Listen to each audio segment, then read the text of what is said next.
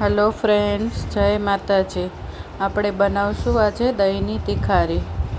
એના માટે મેં ગેસ ચાલુ કરી લીધો છે. એના ઉપર કોઈ પણ વાસણ મૂકી દેવાનું છે. આપણે એમાં થોડુંક મેં તેલ નાખી દીધું છે. આપણે જોઈએ એ પ્રમાણે તેલ લઈ લેવાનું છે ને તેલ સહેજ ગરમ થાય એટલે એમાં રાઈ નાખી દેવાની છે. રાઈ થોડીક ફૂટી જાય એટલે આપણે તેમાં થોડુંક જીરું પણ નાખી દેવાનું છે. જીરું અને રાઈ બંને ફૂટે એટલે આપણે એમાં સહેજ ડુંગળી ઝીણી સમારીને નાખી દેવાની છે. ડુંગળી નાખ્યા પછી થોડીક વાર માટે ડુંગળીને શેકાવા દેવાની છે. ડુંગળીને થોડીક વાર શેકાવ્યા પછી સહેજ લાઇટ પિંક જેવી થાય એટલે તેમાં લીમડાના પાંદડા 2-3 નાખી દેવાના છે.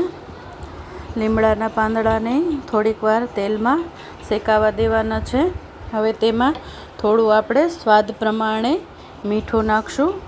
થોડી તેમાં હળદર પણ નાખી દઈશું ને થોડું લાલ મરચું પણ નાખશું. આમાં તમે જેવું તીખું ખાતા હોય તેવું તમારે લાલ મરચું નાખવાનું છે. લાલ મરચું નાખ્યા પછી ડુંગળીમાં લાલ મરચું અને હળદર મીઠું બધું મિક્સ થાય એ પ્રમાણે થોડીક વાર ચલાવવાનું છે. આપણે જ્યાં સુધી બધું મિક્સ ના થાય અને તેલ છૂટું ના પડે ત્યારે પછી ગેસ બંધ કરી અને તેમાં તમે થોડું દહીં તમને જેટલું જોઈએ એ પ્રમાણે દહીં નાખી દેવાનું છે. અને થઈ ગઈ છે તૈયાર આપણા દહીંની તિખારી.